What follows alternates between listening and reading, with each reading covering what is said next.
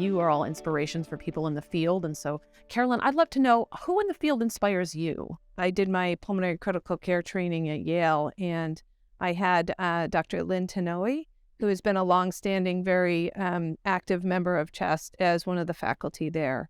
And she, had 3 kids and was on her way up the ladder at Yale and just sort of said, don't let them stop you. Just keep going, gave me a lot of advice on how to juggle life and family and sort of support along the way. And so she really was an inspiration to me, as well as I have so many colleagues on the sort of in the same group.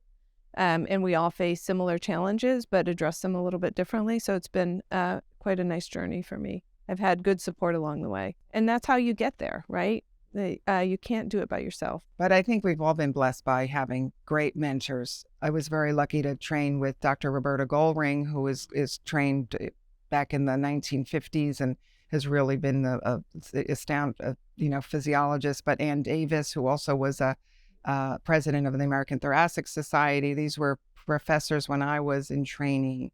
And so they really, impacted. But also the men along the way, and the division chiefs who supported women progressing in the field. I was very blessed to have that along. So, many of us did have a lot of support, and we were lucky to get to where we are today. And so we really want to be able to bring that to others who have not been as fortunate. One of my mentors is actually Patricia Rivera, who was a leader in CHEST when I was a fellow and taught me it's okay to be true to yourself. It's okay to be a woman. It's okay to be a mom who absolutely is fiercely protective of her family and her kids and still be a phenomenal physician. And while you make choices, right? We all make choices and we make choices at certain times. That doesn't mean we get to have it all. That means we make certain choices at different times in our life and that we need to normalize those choices. And sometimes it's okay to be home with my family. And sometimes it's okay to say, you know what, Dad can be with them and I'm going to do something different. Yeah.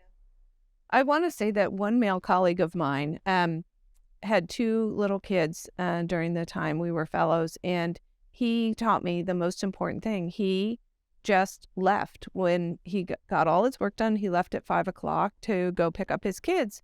And he said, don't make excuses. He said, just say, I'm done with my work. You don't have to go around, and women do that a lot. They'll say, oh, I'm sorry, daycare closes at 6, I gotta go. Or my kid's sick today, I can't come in. He just said, do your work, do a great job at your work, and don't make excuses. Just say, I can't come in today. You don't have to go into long details and apologies. He said, it just is, you're raising a family and you have to attend to them as well. So sort of what Dr. Rivera was saying. You have to be fiercely protective of that.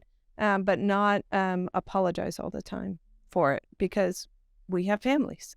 Yeah, I love that, the concept of being true to yourself that you mentioned, Aneesa, and I think that is such a struggle. And so, I'd love to hear a little bit more about how each of you have managed to maybe stay true to yourself or find that balance throughout your career. It's hard to find the balance. Absolutely. Just like Carolyn said, because you do often feel guilty that you're not giving. We like to give 110% to every aspect of our lives. And I think that's true of many women. And it's very hard to do that. And when you don't, you blame yourself. So you just have to realize that it's okay. Do your work your hardest, take good care of your patients, treat your other colleagues, with respect, be a team player, and then obviously take care of your family. And, it's not as easy as it seems, obviously. So that's where you need to find people that you work with who will be on your team and champion having, putting forward work-life balance for all. And as I said, I've been lucky in the environment that I've been in over the last 35 years, but there have been others who, need help and need advice. And sometimes outside advice coming in is very helpful because you can see you see it a little bit more clearly, right? But yeah, I think it's really been something that I work on still now, trying to make sure I balance things and pulling in something, doing a little less in one area and pulling in the other. It's a constant. You have to really reflect on your life on a frequent basis so that you try and keep it in balance. Carolyn, what about you? Yeah. So somebody, I wish I could remember who said it to me once. They said it's not work-life balance, it's a seesaw. And sometimes work is up and family's down, and family's up and work is down. And that, I think that helped me quite a bit, because there are days where you have a deadline and you really have to get it done, or you have a really busy inpatient service and you stay late. And so your family life is down that day. But then there are other days that are a little bit lighter. You go home a little early and your family life is up, right? And so I think that that's a really important concept for people, because we do feel guilty when one isn't where it should be, or where you want it to be. I should say your own goals, or where you want it to be. You got to check at the end of the week which west side it is, and push the other the way. Next week is the other way. Yeah, exactly. Yeah. Aneesa, what about you? So I think I feel like we've shifted into sort of how we found our balance. So I'll answer it that way.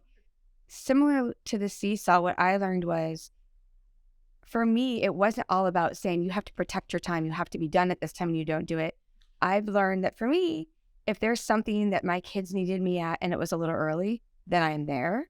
But I'm completely willing to get up early on a weekend and do it. So I've decided, for me, that blending things are okay as long as I make sure that I reserve the critical time for everything that happens, and I'm much less stressed, right? So it's okay if I'm going to spend 4 hours in the morning on Saturday getting some charts completed, because I know that whole afternoon I'm spending time with my kids. So blocking time for me has really taken that pressure off. So last question here. What is one thing that you would like to say to early career female clinicians? I'll start with you, Carolyn. Oh, yes. Find your community.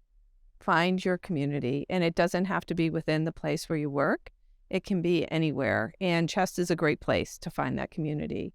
Not to take a phrase, but it takes a village. It takes a lot of people to help you build your career. It's the colleague who will cover you if your kid is sick that morning, or you have a deadline for a grant. Somebody will help you out. It's the mentor from across the state who is sort of helping you out with your research or with your paper.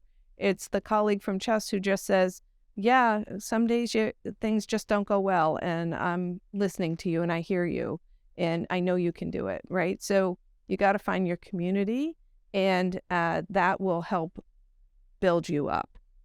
Love that. What about you, Doreen? I would tell everyone who's listening, who's a junior faculty or trainee, to get involved and to not be afraid, even if they don't know anyone, just to come and join and reach out to any of us here, or it just takes hi, I'm so-and-so, and I want to get involved. Can you help me? There is no one that they would meet at CHEST that's going to say no. My advice to young women and junior women in our field would be, you're doing better than you think. I think we are so hard on ourselves.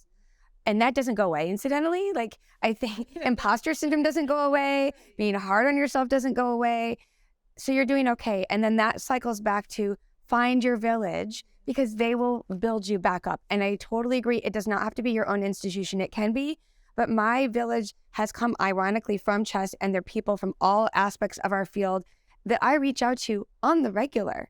And once you have that support, when you have those bad days when you're feeling overwhelmed, reach out to people. And that's why these kinds of community are so important, because we're all going to have those days, and we need people to be able to reach out to pick us back up. Well, thank you all so much for your time. I really appreciate it. It's been wonderful.